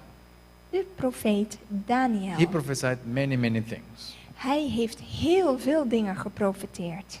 But let's see the prophecy in Daniel chapter 9. Maar laten we naar Daniel 9 gaan. We go quickly because the time is short. En we moeten snel gaan, want de tijd is kort. Daniel chapter 9. Daniel 9, Daniel chapter 9, verse 24 and 25. vers 24 en 25. The Bible says 70 weeks are determined upon thy people and upon thy holy city, to finish the transgression and to make an end of sins and to make reconciliation for iniquity and to bring in everlasting righteousness and to seal up the vision and prophecy and to anoint the most holy. 70 weken zijn er bepaald over uw volk en uw heilige stad, om de overtreding te beëindigen, de zonden te verzegelen, de ongerechtigheid te verzoenen, om een eeuwige gerechtigheid tot stand te brengen, om visioen en profeten te verzegelen en om de heiligheid van heiligheden te zalven. Know therefore and understand that from the going forth of the commandment to restore and to build Jerusalem unto the Messiah the Prince shall be 7 weeks and 62 weeks, and the street shall be built again, and the wall even in troublous times. U moet weten en begrijpen vanaf de tijd dat het woord uitgaat om te laten terugkeren en om Jeruzalem te herbouwen tot op Messias de vorst, verstrijken er 7 weken en 62 weken. Plein en gracht zullen opnieuw gebouwd worden, maar wel in benauwde tijden. All right. So Daniel prophesied all that. Dus Daniel voorzegde dit. Now, who was the prophet that came at the end of the 70 weeks that will anoint the most holy? Wie was de profeet die aan het eind van de 70 weken dat allerheiligste zou zalven? Who was that? Wie was dat? Was it not John the Baptist? Was dat niet met Johannes de Doper? Jesus said, behold, the time is fulfilled and the kingdom of God is at hand.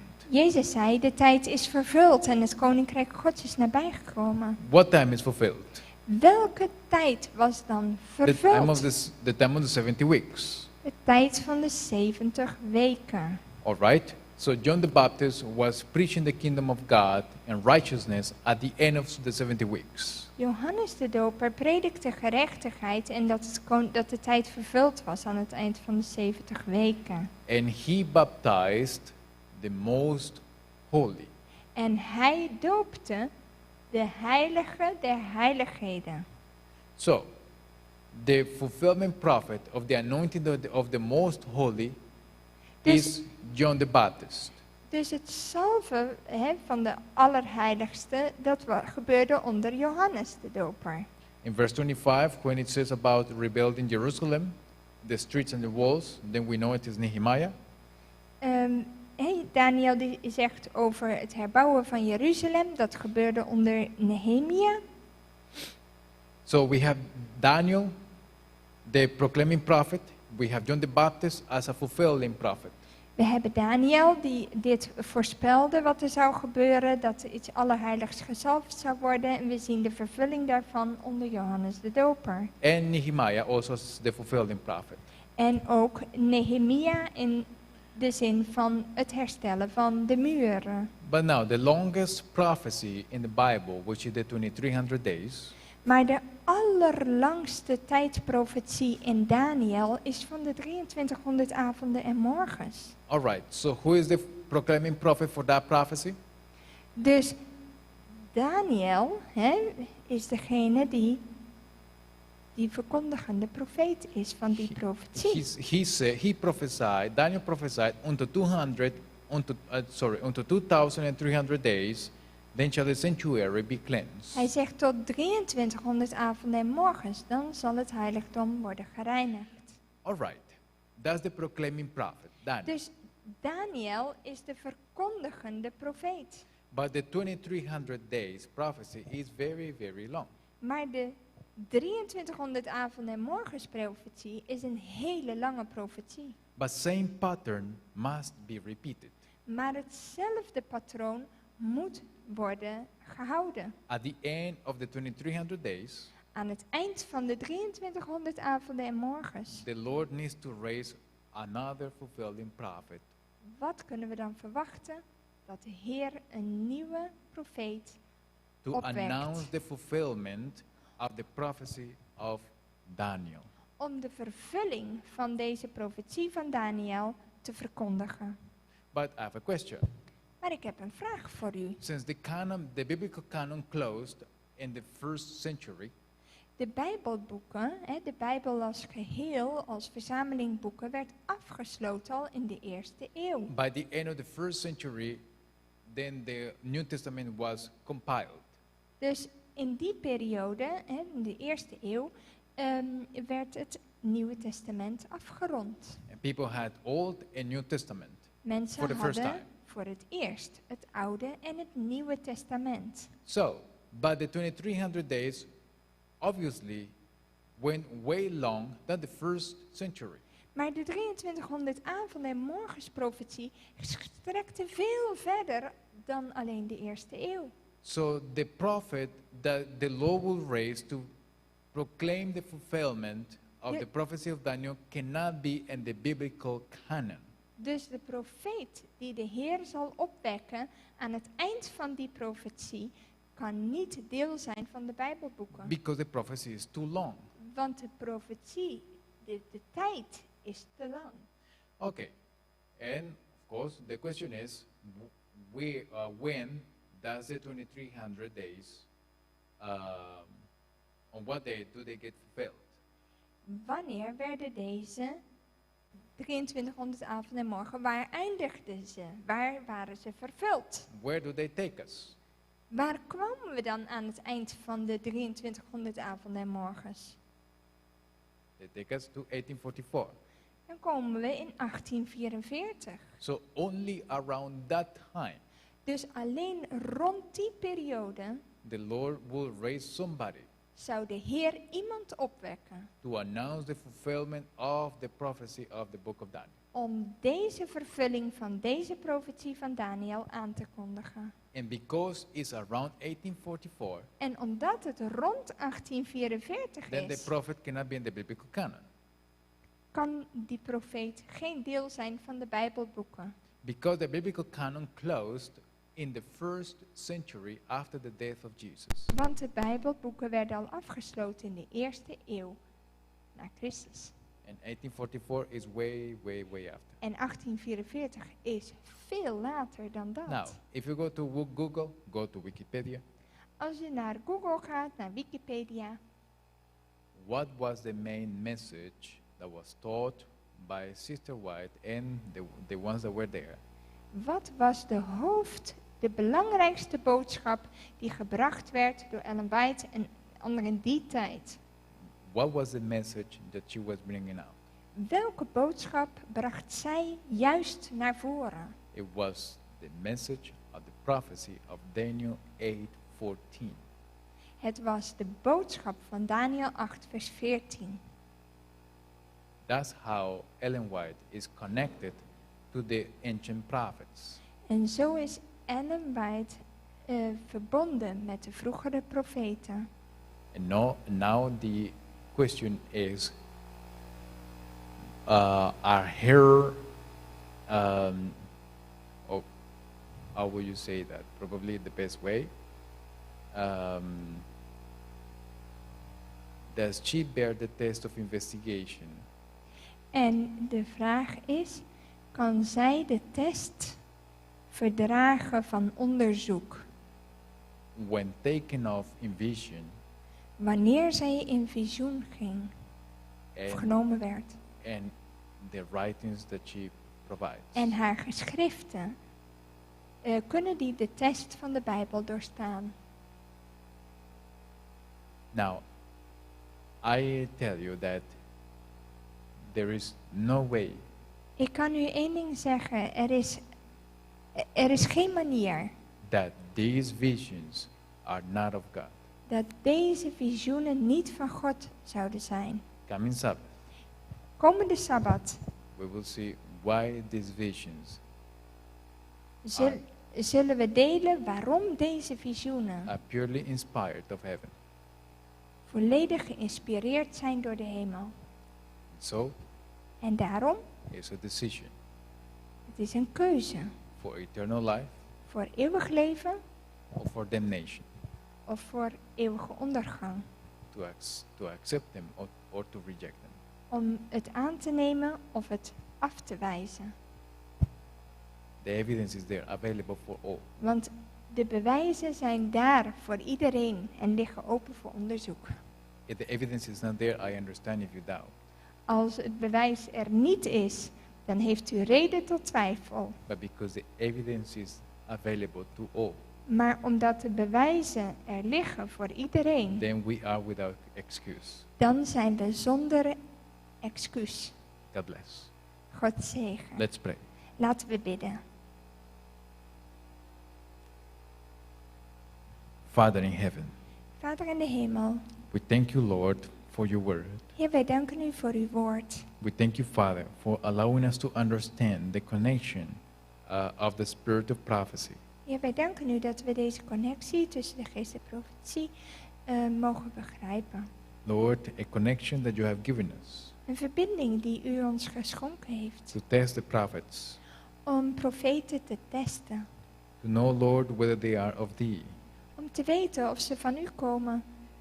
But, Lord, to know how amazing and impressive you have led the gift of the spirit of prophecy in our modern times. Maar Heer, om te weten en te zien hoe fantastisch u de geest der profetie heeft geleid.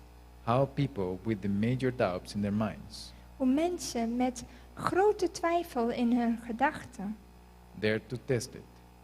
dat ze het kunnen testen.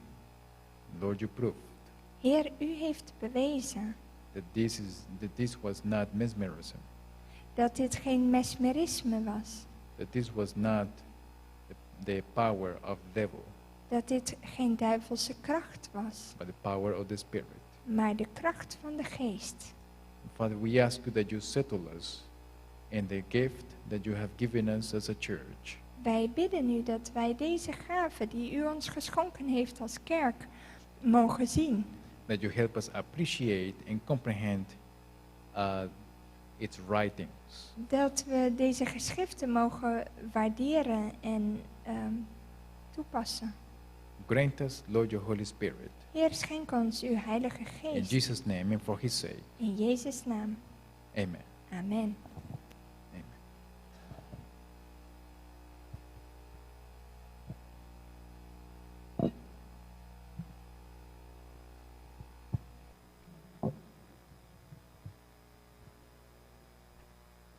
Probably we'll sing a song.